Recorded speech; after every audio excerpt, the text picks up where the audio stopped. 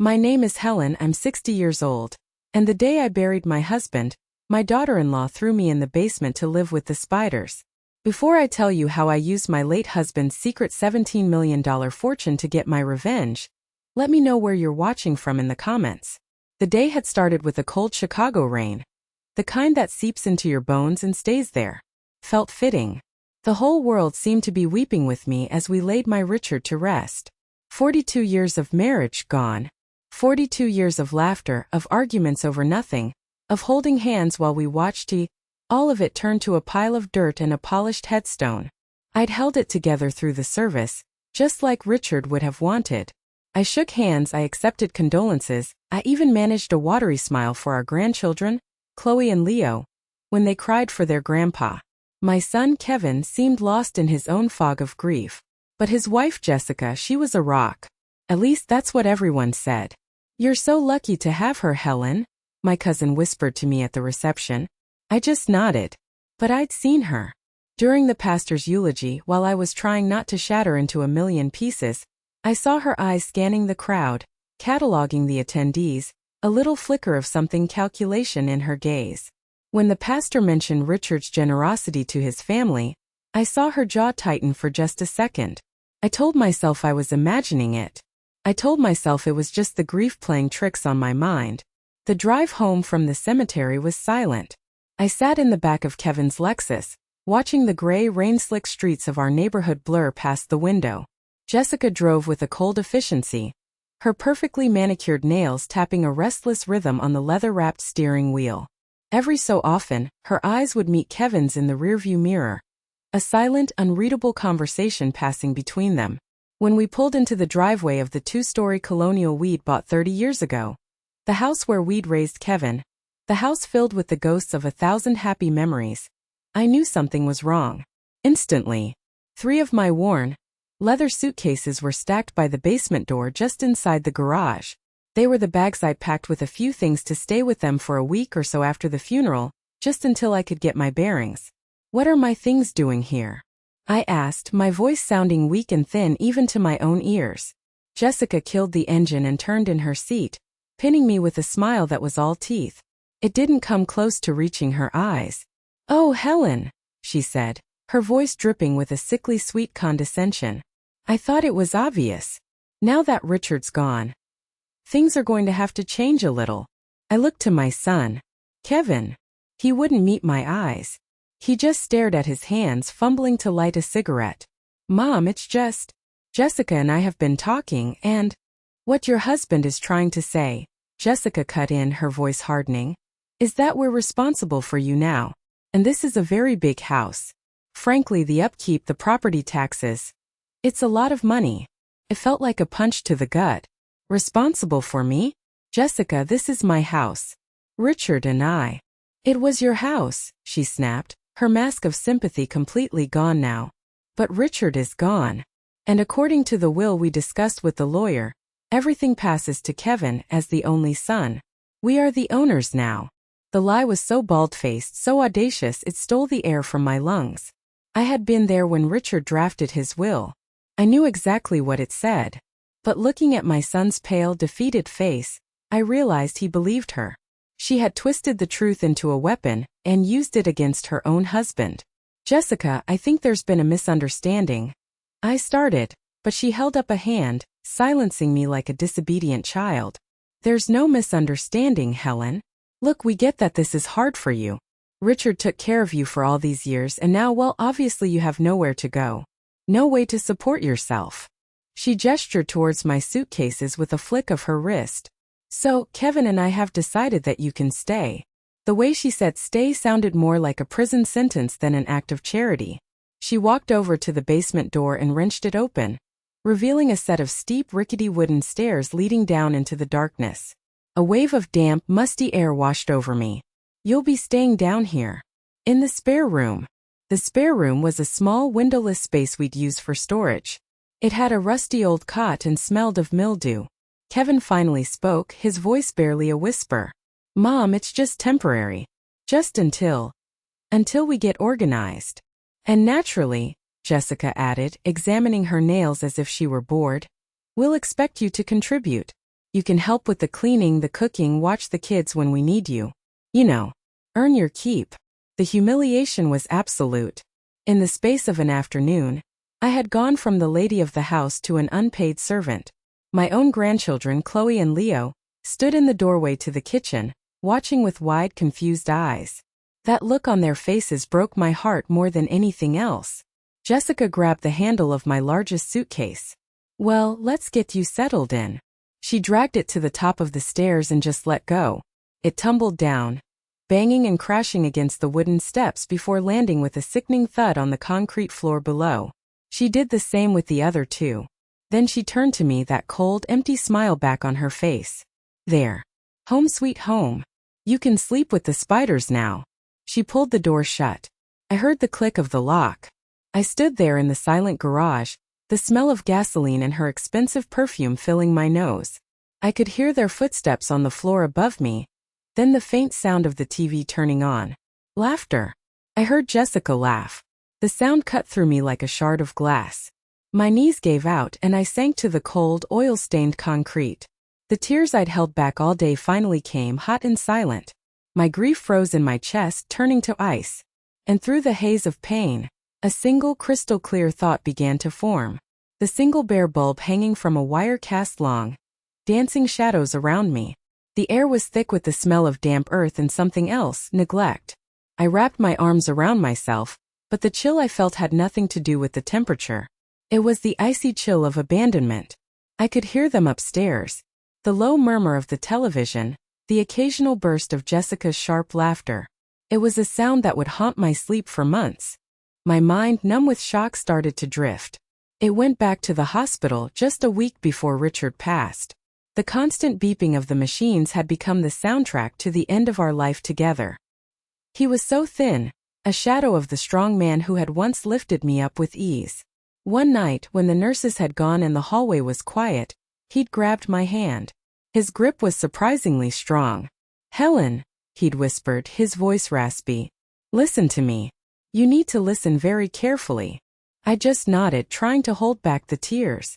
"I'm here, my love. I'm always here."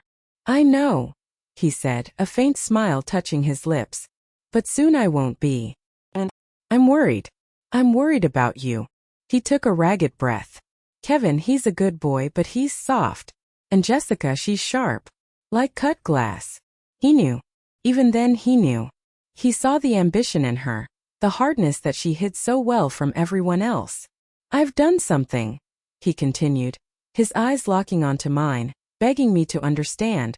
"I've been working with Davies, our lawyer, for a few years now. Behind the scenes, there are things, accounts, properties that are only in your name. A safety net. A very big one."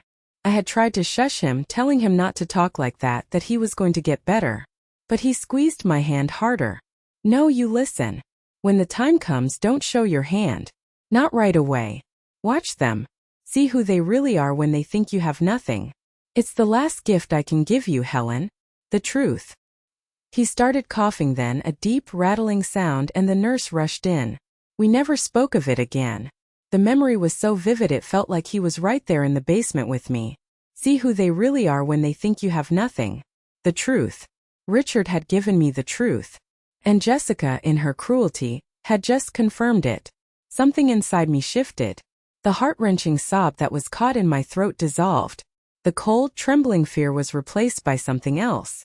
Something hard and heavy, settling deep in my gut like a stone. It was anger. A pure, cold, clarifying anger. I pushed myself up from the concrete floor. My knees ached. My back was stiff. I felt every one of my 60 years. But as I stood there, in the dim, musty light of the basement, I also felt a strength I hadn't known I possessed. This wasn't just a basement. It was a battlefield. And they had fired the first shot. They thought they had all the power. They had the house. They had my son. They thought they had my future in the palm of their hands. They looked at me and saw a grieving old woman, a burden, a charity case to be tucked away out of sight. They had no idea about the inheritance. They had no idea about the fortune Richard had so carefully hidden for me. They had no idea that their helpless mother was, in fact, a multimillionaire. I walked over to the cot and ran my hand over the thin, stained mattress.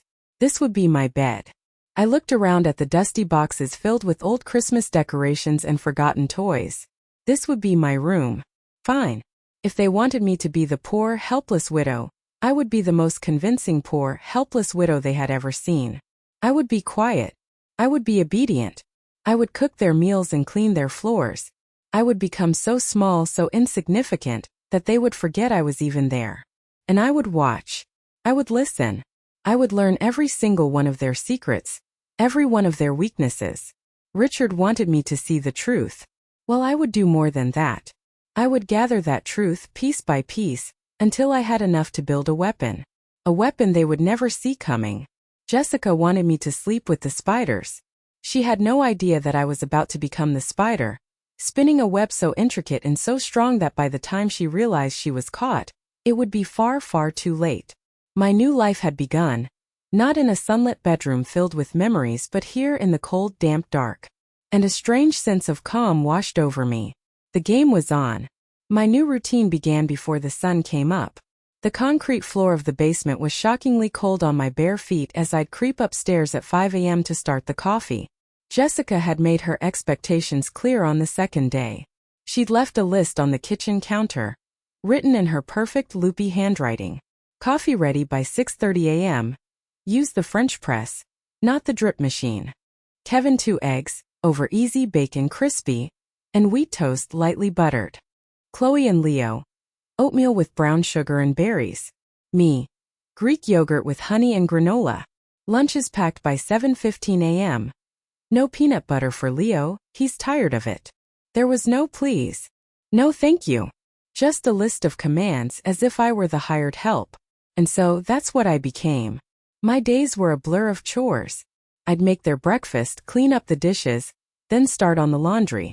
I'd dust the furniture that Richard and I had picked out together. I'd vacuum the carpets where our grandchildren had learned to crawl. I'd scrub the toilets and mop the floors of my own home, while my son and his wife lived as king and queen in the master suite upstairs. Kevin was a ghost. He'd leave for his finance job before I finished cleaning the kitchen and come home long after dinner was served. On the rare occasions we were in the same room, he'd stare at his phone, his shoulders hunched, a permanent look of discomfort etched on his face. I tried to talk to him once as I was pouring him a cup of coffee. "Kevin, honey, can we talk for a minute?" He flinched, not even looking up from his screen.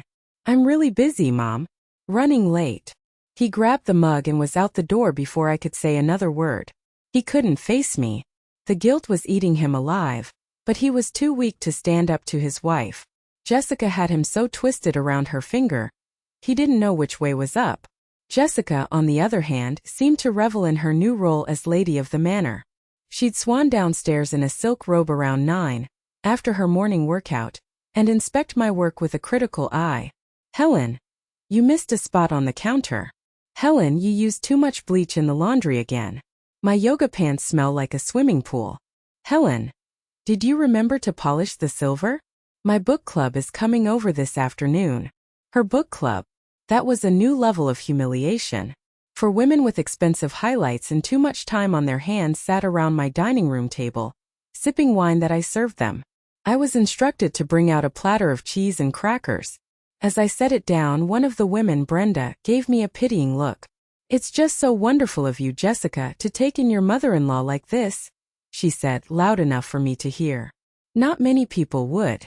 Jessica sighed dramatically, placing a hand on her heart. "Oh, it's our duty. What else could we do?" She was left with absolutely nothing after Richard's passing. It's been a huge adjustment, of course. A real financial strain. But family is family. I could feel their eyes on me as I retreated to the kitchen. I was a prop in her play. The poor, dependent mother-in-law that made her look like a saint. I stood in the kitchen, my hands gripping the edge of the sink, and listened to their chatter and laughter. My laughter. In my dining room. It was a surreal out-of-body experience. But the worst part came a few weeks later. I was in the upstairs hallway, dusting a family portrait, when I heard Jessica on the phone in her bedroom, the door slightly ajar. She was talking to her sister. "I'm telling you, Diane, it's basically like having free domestic help," she said, followed by a dry laugh. "I mean, yeah, I have to look at her sad, mopey face all the time, But the house has never been cleaner. And I haven't had to cook a single meal in a month. There was a pause. I crept closer, my heart pounding. A nursing home? God, do you know how expensive those places are? No. I'll keep her around for a while longer. At least until we get the inheritance money fully sorted out and can afford a proper maid. For now this works.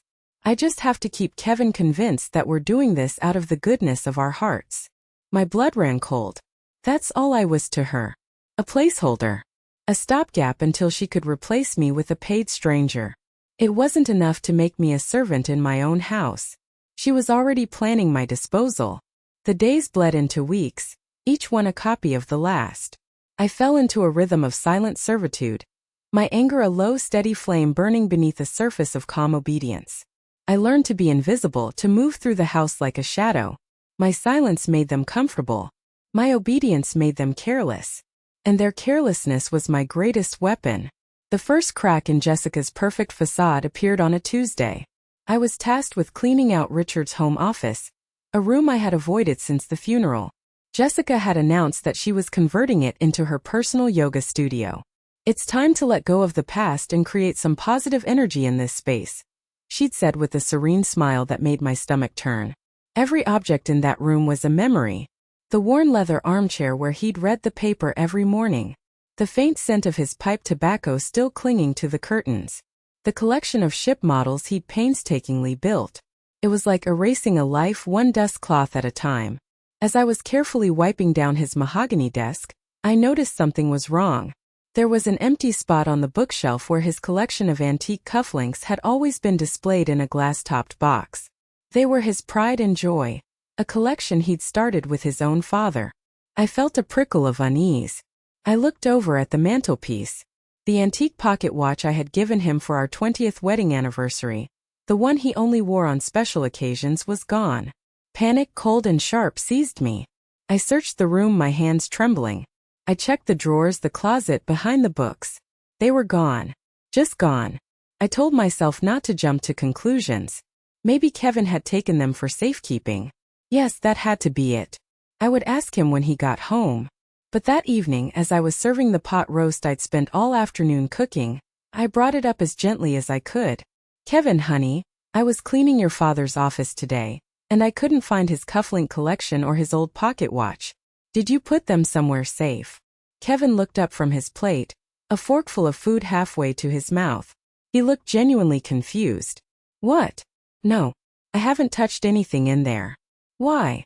Before he could say more, Jessica jumped in, not missing a beat. Oh, those old things? Helen, I packed them away in the attic, she said smoothly, giving me a look that was both a smile and a warning. The room was so cluttered. I told you we need to declutter. It's part of moving on. I knew she was lying. I could feel it in my bones. The way her eyes darted away from mine. The way she immediately changed the subject to something Chloe had done at school. Kevin, ever trusting, just accepted her answer and went back to his dinner. But I knew. Later that night, long after they had gone to bed, I couldn't sleep. The lie gnawed at me. I crept upstairs from the basement and went to the family computer in the den. My heart was hammering against my ribs. I don't know what made me do it. Maybe it was just a desperate hunch, but I opened the web browser. Jessica never bothered to log out of anything. The browser history was right there. And at the top of the list, eBay. My hand was shaking as I clicked the link. It took me straight to her account page. My eyes scanned the list of sold items. And there they were. Vintage gold-plated cufflink collection estate sale find. Sold for $450. Antique Waltham pocket watch needs repair. Sold for $200. I scrolled down. It wasn't just the cufflinks and the watch. His collection of first edition novels. His favorite fountain pen. A silver picture frame that held a photo of me and him on our honeymoon. Sold. All of it sold off to strangers for a few $100s. I felt a wave of nausea so intense I had to grip the desk to keep from falling. She wasn't just decluttering. She wasn't just making room for a yoga studio. She was selling my husband's memory piece by piece. She was erasing him. The excuse she'd probably given Kevin was that they needed the money for the kids' college fund or some other noble lie, when in reality it was just cash for her next shopping spree. This was a different kind of cruelty. The basement, the chores, that was about power. This was desecration. It was a violation of something sacred. She was taking the man I loved and turning his legacy into pocket money. I closed the laptop with a soft click, the sound like a gavel falling in the silent room. There was no more room for doubt. There was no more hoping for the best. This woman was a parasite, feeding on my family's grief and history, and I would not let her get away with it. The anger I felt was no longer a low flame, it was a raging inferno. For what she had done, there would be no forgiveness. I just had to figure out how to make her pay. In the weeks that followed, a new and more sinister chill settled over the house. It wasn't just about my own humiliation anymore. Jessica had found a new, more painful way to wound me. She started using my grandchildren. Chloe and Leo had always been my sunshine. After Richard was gone, their hugs were the one thing that could make me feel whole again. We had our little rituals. Baking cookies on Saturdays, reading chapters from Harry Potter before their bedtime, telling them stories about their grandpa when he was a little boy. But slowly things started to change. It began with small things. When I'd ask Chloe if she wanted to bake with me, she'd mumble, "No thanks, Grandma. I have homework." When I'd try to hug Leo, he'd stiffen in my arms. They started avoiding my eyes just like their father did. They were pulling away from me and I had no idea why. It felt like my heart was being broken all over again, splinter by splinter. The truth came out one rainy afternoon. I was in the laundry room in the basement folding clothes when I heard the kids talking in Leo's room, right above me. The vent was open, and their young voices carried down with perfect clarity. "But I don't want to ask Dad," Leo whined. "I want to ask Grandma. She always buys the best Lego sets." "We can't ask Grandma for things anymore, Leo." Chloe's voice was serious, tinged with a sadness that sounded far too old for a 12-year-old. "Mom says we can't." "Why not?" There was a long pause. When Chloe spoke again, her voice was a whisper. "Mom says. She says Grandma doesn't have any money. She says that she's a burden on us now. And she said that the reason we can't go to Disney World this year is because Dad has to spend all his money taking care of Grandma." The folded towel in my hands dropped to the floor. I felt like I'd been turned to stone. A burden. She had called me a burden to my own grandchildren. She had taken their love for me and twisted it into resentment. She had made me the villain in their lives, the reason for their disappointment. Of all the cruel things she had done, this was the most depraved. It was pure, calculated evil. My first instinct was to storm upstairs and confront her, to scream in rage and expose her for the monster she was. But what good would that do? She would just deny it, twist my words, and paint me as a crazy, hysterical old woman to Kevin. I needed to be smarter than that. Later that evening, I found Chloe sitting alone in the living room, reading a book. I sat down beside her on the sofa. "Hey, sweetie," I said softly. "Is everything okay? You've been so quiet lately." She wouldn't look at me. She just shrugged, her eyes fixed on the page. "Chloe," I said, my voice gentle but firm. "I heard you and Leo talking earlier. About Disney World." Her head snapped up, her eyes wide with panic. "Grandma, I'm sorry, I didn't mean." "Sure, it's okay, honey. You're not in trouble." I took her small hand in mine. "I just need you to tell me the truth. Did Mommy really say that I was the reason you couldn't go?" A single tear rolled down her cheek, then another. She nodded, her little chin trembling. She said you were very expensive," she whispered, as if the words themselves were poison. "And that we have to make sacrifices now. She said you wouldn't understand." I pulled her into a hug, my whole body shaking with a fury I had to suppress. I held my granddaughter close, stroking her hair. "Oh, my sweet girl," I murmured into her ear. "Your mother is mistaken. That's all. She's just mistaken."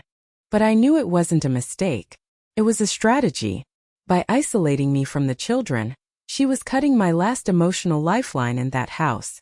She was ensuring that when she finally made her move to get rid of me, no one would be left to protest.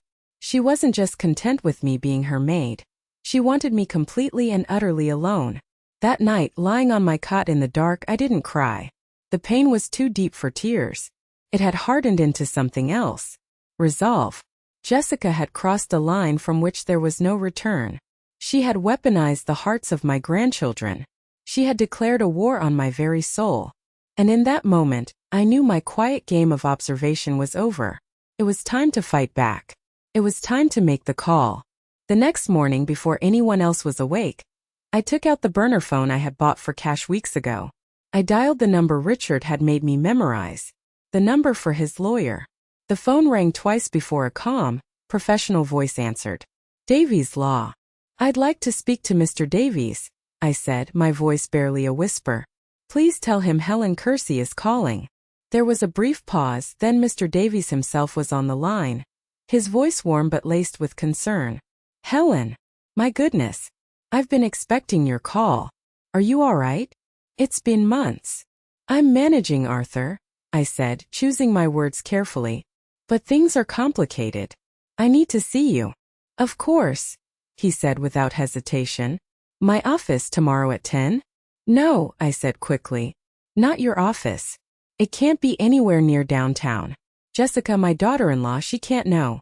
Can you meet me somewhere discreet? He understood immediately. We arranged to meet at a small family-owned coffee shop in Evanston, a suburb far enough away that the chances of being seen were slim to none. The next day, I told Jessica I was going to the library to return some books. She barely looked up from her iPad. Fine. Just be back in time to start dinner. The bus ride to Evanston felt like a journey to a different world. A world where I wasn't an invisible servant. When I walked into the daily grind, Arthur Davies was already there, sitting in a quiet booth in the back. He was a kind-looking man in his late 60s, with graying hair and the gentle eyes of someone who had seen it all. He stood up as I approached and took my hands in his. Helen, he said, his face etched with worry. You look tired. It's been a difficult time, Arthur, I understated. After we ordered coffee, he opened his briefcase. He didn't waste any time. Richard was very specific with his instructions. He began, his voice low. He foresaw potential difficulties. He wanted to make sure you were protected no matter what. He slid a thick folder across the table. My name was on the tab in Richard's familiar, strong handwriting. I opened it. Inside were documents, deeds, and bank statements. First, the house in Chicago, he explained, pointing to a deed. It's held in a joint revocable trust. With Richard's passing, you are now the sole trustee and owner. Kevin has residency rights, meaning you can't kick him out, but the property is 100% yours. You control it. My own house. I felt a wave of relief so powerful it almost made me dizzy. He lied. I whispered. She lied. They told me Kevin inherited everything. Arthur's lips thinned into a grim line. I suspected as much. Richard was worried Kevin could be easily influenced. This trust was designed to prevent exactly that. He wanted to give you the ultimate authority. He then showed me the bank statements. There were several accounts, all in my name alone. I stared at the numbers at the bottom of the pages. They didn't seem real. The commas and zeros blurred together. And finally, he said, pulling out a second, glossier folder. This. He opened it to reveal stunning, professional photographs of a house. It was a beautiful modern villa with white walls and vast windows looking out onto a turquoise ocean. A private dock stretched out into the water, where a small sailboat was moored.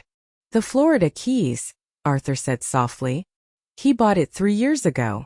It's fully paid for, fully furnished, and has a local couple who manage the property. It was meant to be a surprise for your 45th anniversary. He wanted you two to retire there. Tears welled in my eyes as I looked at the photos of the paradise my husband had built for us. A paradise I never knew existed. How much, Arthur? I finally asked, my voice choked with emotion. All of it. How much is it worth? He looked me straight in the eye. We had the portfolio appraised last month. Conservatively, Helen, between the real estate, the investment accounts, and the cash, you are looking at an inheritance of just over $17 million. $17 million. The words hung in the air between us. I thought of my cot in the basement. I thought of the list of chores on the kitchen counter. I thought of Jessica selling Richard's memories for pocket change. I thought of my granddaughter's tear-stained face telling me I was too expensive. The irony was so bitter it tasted like acid. I had been living like a pauper, scrubbing floors and enduring insults, while I was one of the wealthiest women I knew. I closed the folder and pushed it back across the table. A new kind of strength flowed through me, cold and hard as steel.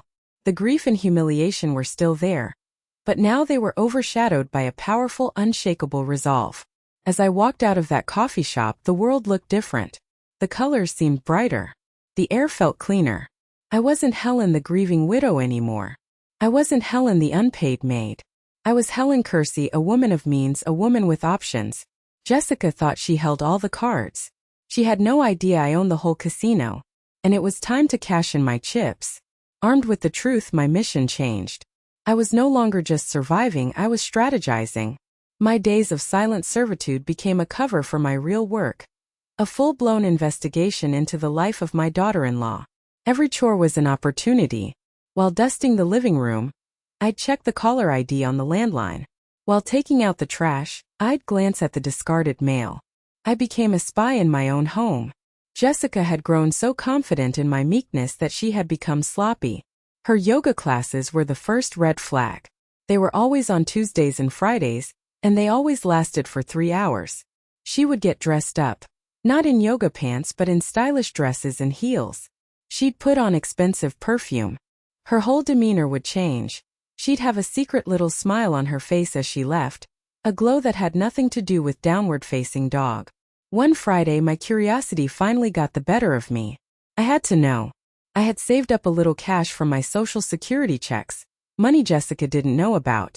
After she pulled out of the driveway in her white SUV, I waited 5 minutes, then walked to the corner and called a cab. "Follow that white Lexus SUV," I said to the driver, feeling like a character in a bad detective movie. "But stay back. Don't let her see you." The driver, a grizzled man who looked like he'd seen it all, just grunted and pulled into traffic. She didn't drive to the yoga studio in Lincoln Park. She drove straight downtown, into the heart of the city's bustling financial district. My heart pounded against my ribs as she pulled into the valet lane of the Omni, a sleek, expensive hotel known for its discreet bar and clientele of business executives. I paid the cabbie and told him to wait around the corner.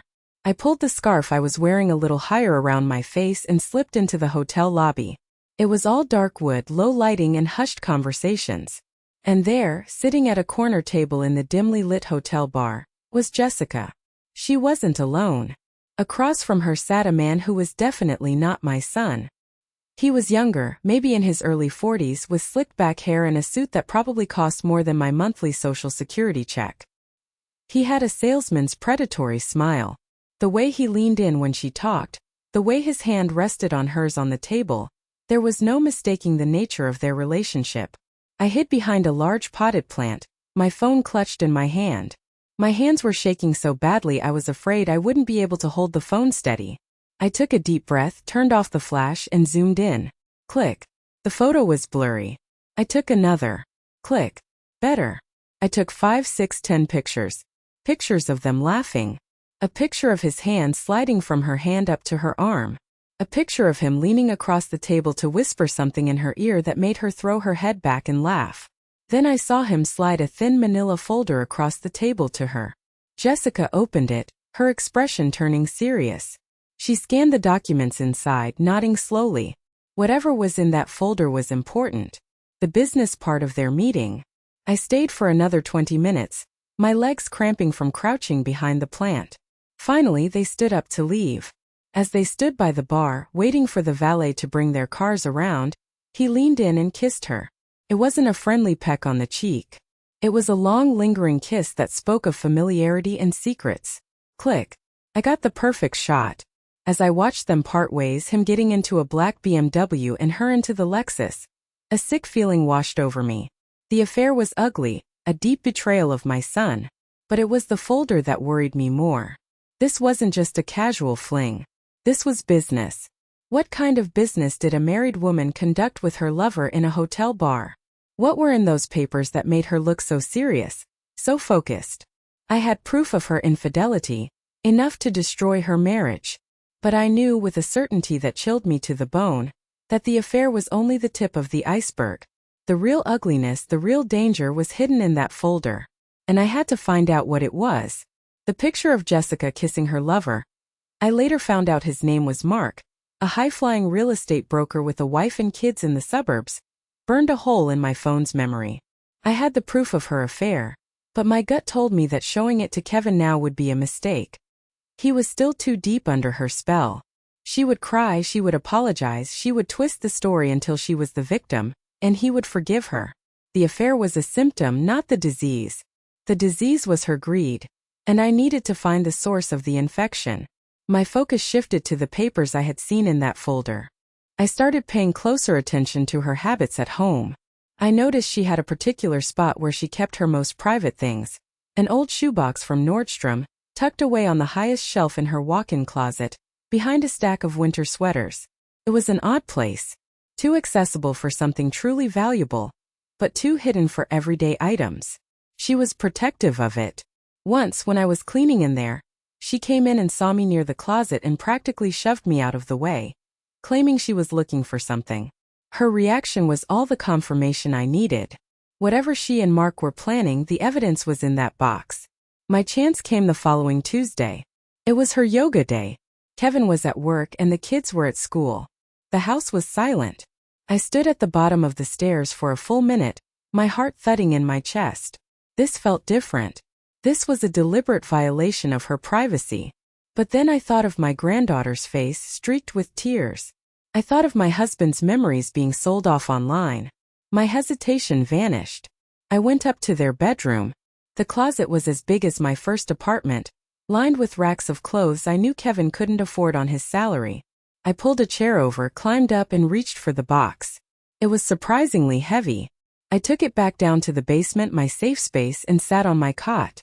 With trembling fingers I lifted the lid. It wasn't shoes. It was a treasure trove of deceit. On top was a stack of printed emails between her and Mark. My eyes scanned the subject lines: divorce timeline, asset discovery, inheritance questions, post-split strategy. I started to read. My blood turned to ice. They weren't just having an affair. They were plotting a corporate takeover of my son's life. The emails laid out their entire plan. Step 1. Secure what Jessica believed was Kevin's massive inheritance from his father. Step 2. Jessica would file for divorce, claiming half of all assets. Step 3. She and Mark would use that money to start a new life together, investing in real estate. There were even links to luxury condos in Miami. In one email Jessica had written, "We have to be careful. The old hag is still in the house. I'm trying to get her into a home, but Kevin is being sentimental. Once she's gone and we have full control of the estate and Kevin's salary is freed up, we can move forward." The old hag. That's what she called me. Underneath the emails were bank and credit card statements. Statements for accounts Kevin knew nothing about. She had been siphoning money from their joint account into a private one for months. There were charges for thousands of dollars at designer boutiques, spas, and, I noticed with a grim satisfaction, regular charges at the Omni Hotel bar. But the final piece of evidence was the most damning. Tucked at the very bottom of the box was a copy of the documents I had seen Mark give her. It was a legal retainer agreement. She had hired a notoriously aggressive divorce lawyer 2 weeks before Richard even died. She had been planning this all along. The grief, the supportive wife act. It was all a performance. Richard's death wasn't a tragedy for her. It was a business opportunity. I carefully photographed every single page with my phone, every email, every bank statement, every line of that lawyer's contract. I made sure every image was crystal clear. When I was done, I placed everything back in the box, exactly as I had found it. I returned it to the top of her closet behind the sweaters. I smoothed the chair cushion, leaving no trace of my intrusion. My hands weren't shaking anymore. My heart wasn't pounding. It was beating with a slow, steady rhythm. The rhythm of a clock, counting down the final seconds of Jessica's charade. I had it all. The affair was the match, but this shoebox full of lies, this was the gasoline. And the whole damn house of cards was about to go up in flames. The waiting was the hardest part. For 3 days I went about my duties, the evidence on my phone feeling like a physical weight in my pocket. I watched Jessica flit about the house, blissfully unaware of the guillotine hanging over her head. I watched my son trapped in his fog of denial and weakness. I knew I couldn't be the one to light the fuse. It had to be Kevin. He had to see the truth for himself, not just be told. My moment, my perfect, righteous moment of revelation would come after. My opportunity arrived on a Saturday morning. Kevin was in Richard's old office, Jessica's future yoga studio, supposedly sorting through some of his father's old files. He was looking for his dad's military service records, something he needed for a veterans benefit program for the kids' education. About an hour later, a strange silence fell over the house. I was in the kitchen peeling potatoes for lunch when I heard a heavy thud from the office. Then nothing. A minute later, Kevin walked out. His face was as white as a sheet. He was holding a thick blue folder. I recognized it instantly. It was a copy of the trust documents Mr. Davies had shown me. Richard, in his infinite wisdom, must have left a copy in the home safe. "Jessica," Kevin called out, his voice unnerving in its quiet control. "Can you come in here, please?" Jessica came downstairs, a magazine in her hand. "What is it, honey?" "I'm in the middle of a great article." "Just come in here," he repeated. She sauntered into the office. I moved quietly to the kitchen doorway, where I could see and hear everything. Kevin was standing behind the desk, the blue folder open in front of him. "What is this?" he asked, his voice shaking slightly. He pushed the folder across the desk towards her. Jessica glanced down. Her casual smile froze on her face. For a split second, I saw pure, unadulterated panic in her eyes before she masked it with a look of confusion. "I don't know, some of your dad's old papers, I guess. What's the big deal?" "Don't lie to me, Jessica," Kevin said, his voice rising. "I read it. It says this house, it says everything belongs to my mother. It says I have a right to live here, but she owns it. All of it." Jessica forced a laugh, but it sounded brittle and sharp. "Oh honey, you're reading it wrong. Legal documents are so confusing. Your father told us everything went to you." "Did he?" Kevin shot back, his voice cracking. "Did he tell you that? Or did you tell me that? All this time, you've had my own mother living in the basement, acting as our maid, when she could have kicked us out on the street. That's ridiculous." Jessica shrieked, her composure finally breaking. "She's an old woman with nothing. We took her in. We're the victims here. And if you want to talk about lies, what about her? She let us treat her like that. She manipulated us. She's a sick, twisted." That was my cue. I stepped into the doorway. "No, Jessica," I said, my voice calm and clear, cutting through her tirade. "The only sick, twisted person in this room is you." They both turned to look at me. Jessica's face contorted with rage. Kevin just looked broken. "Stay out of this, you old hag." Jessica spat. "I don't think so," I said, taking a step into the room. I held up my phone. "Because I think this conversation involves me. And it involves this." I walked over to Kevin and handed him the phone. "Start with the photo gallery," I said softly. His hands trembled as he took the phone. His thumb swiped across the screen. I saw his eyes widen as he saw the picture of Jessica kissing Mark at the hotel bar. He swiped again. And again. His breath hitched. "Who is this?" he whispered, holding up the phone for Jessica to see. He's a friend," she stammered. "He was giving me some advice." "Advice?" I said, my voice like ice. "That's an interesting word for it. Kevin, now open the folder labeled shoebox." His eyes full of tears and betrayal met mine. He nodded and tapped the folder. He started to read the emails. I watched his face crumble as he uncovered the entire sordid plan.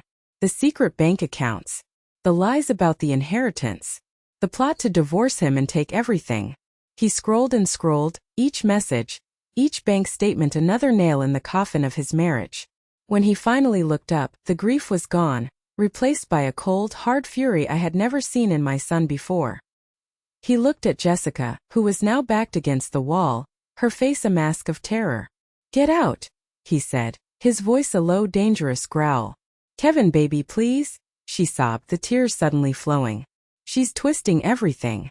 We can fix this." "Get out," he roared, slamming his fist on the desk so hard the picture of their wedding day fell to the floor and the glass shattered. "Get your things and get out of my mother's house." Jessica's tears stopped instantly.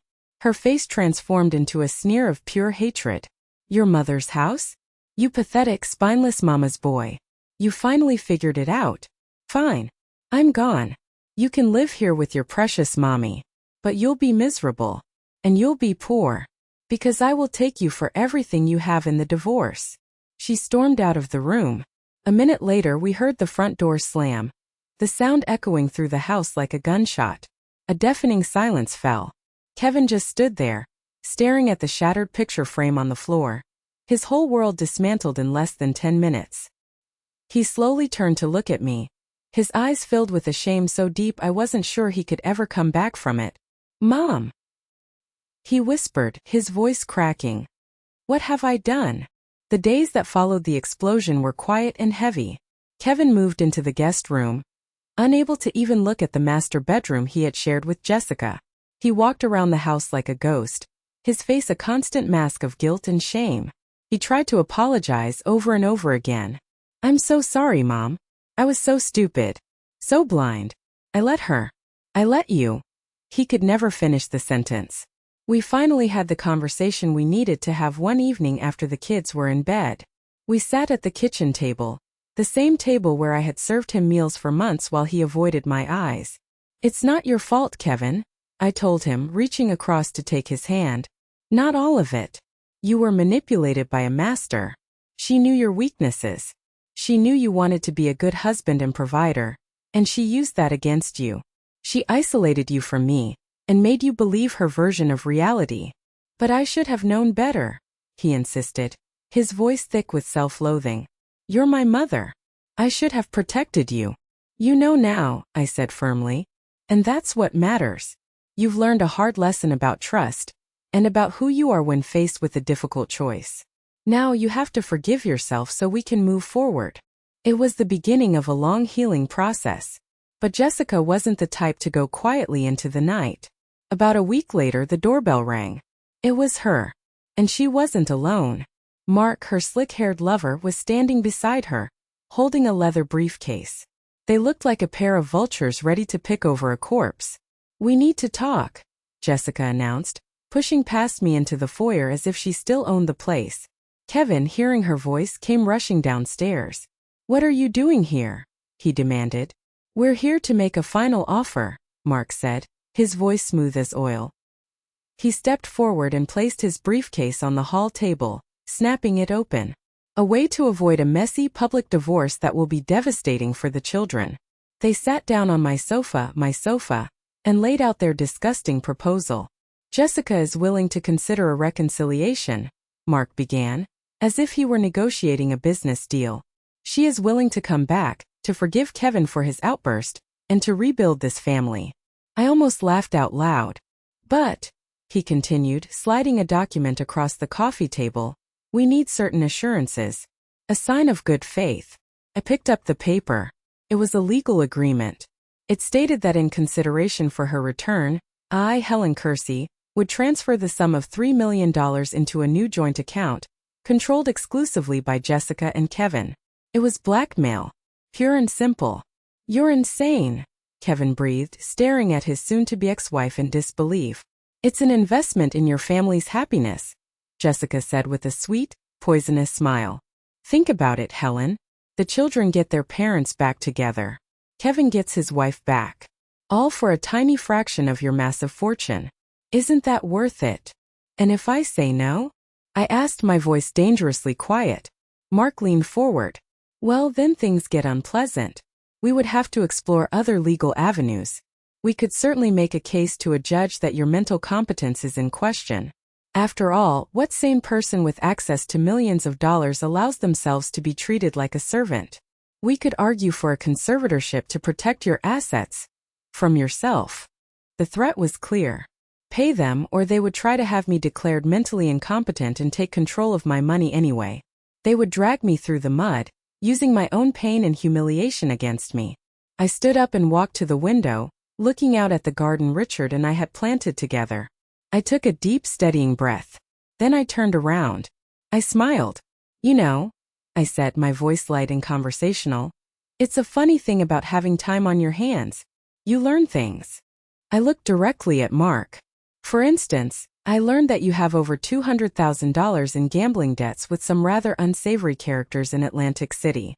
I also learned that your wife, Catherine, has no idea that you've been financing your affair with Jessica by taking out a second mortgage on their family home." I have the paperwork, Mark. I have the name of your bookie. I imagine Catherine, not to mention the State Bar Association, would find it all very interesting. Mark's face went completely white. Then I turned to Jessica. And you? You think you're going to get a messy divorce? Oh, it'll be messy, all right, but not for me. I have every email, every secret bank statement, every receipt from your little love nest at the Omni. I have proof of fraud, adultery, and conspiracy. When my lawyer is done with you, you will walk away from this marriage with nothing but the clothes on your back. You will be lucky if you don't face criminal charges. They stared at me, their bluff called, their faces a mixture of shock and utter fear. The power in the room had shifted so completely it was almost a physical force. Mark was the first to crack. He snatched the papers off the table and stuffed them back into his briefcase without a word. Jessica just glared, her eyes burning with pure hatred. You'll regret this, you old witch, she spat. I just smiled, a real smile this time. No, dear, I said softly. You already have. Now get out of my house. I didn't stay in Chicago. After Jessica and Mark scurried out of my house that day, I knew I couldn't remain in a place so haunted by betrayal. The house itself felt tainted. It was time for the new beginning Richard had always wanted for me. The divorce was swift and silent. Faced with the mountain of evidence I possessed, Jessica signed the papers without a fight, walking away with nothing, just as I had promised. Before I left, I had to put my house in order, both literally and figuratively. I sat down with Kevin and we made a plan. I signed the deed to the Chicago house over to him, free and clear. I also set up a trust fund sufficient for the home's upkeep, and for him to raise Chloe and Leo comfortably. I wanted him to be a father, not a man struggling under financial pressure. This is too much, Mom, he protested, his eyes wet with tears. It's not too much, I told him. It's what your father would have wanted. It's a fresh start. Don't waste it. For my grandchildren, I established 2 separate educational trusts. Their college and a down payment on their first homes were completely taken care of. But the money came with a condition. Every year, on their grandfather's birthday, they had to write me a letter. In it, they had to tell me about one act of kindness they had performed and one lesson they had learned about honesty and integrity. I wasn't just giving them money. I was giving them a legacy of character to live up to. The day I left for Florida, the whole family drove me to the airport. There were no dramatic tears, just quiet hugs and heartfelt goodbyes. There was a sense of peace between us that I hadn't felt in years. I'm going to miss you, Grandma, Chloe said, hugging me tightly. I'll miss you too, sweetie, I whispered back. But now you have the best vacation spot in the world to come visit. Now, 6 months later, I'm writing this from my lanai in the Florida Keys. The sun is just beginning to set, painting the sky in fiery shades of orange and pink. A gentle breeze rustles the palm trees, and the only sound is the soft lapping of the turquoise water against my private dock. Richard was right. This place is paradise. My life here is simple and it is my own. I wake up when I want, not when a list of demands requires it. I spend my mornings walking on the beach, collecting seashells. I've taken up sailing and I'm terrible at it, but it makes me laugh. I joined a pottery class in town and my hands, which once scrubbed floors out of humiliation, now create beautiful and perfect things out of clay. My house is filled with life, but on my terms. Maria and Jose, the couple who manage the property, have become dear friends. Their grandchildren come over on weekends to swim, filling the air with happy shrieks. I have purpose. I volunteer at the local sea turtle rescue center, helping to rehabilitate injured animals. It's meaningful work, healing broken things and setting them free. Kevin calls every Sunday. Our conversations are real now, open and honest. He's a different man, stronger, wiser, a better father. He started dating again cautiously. The kids are thriving.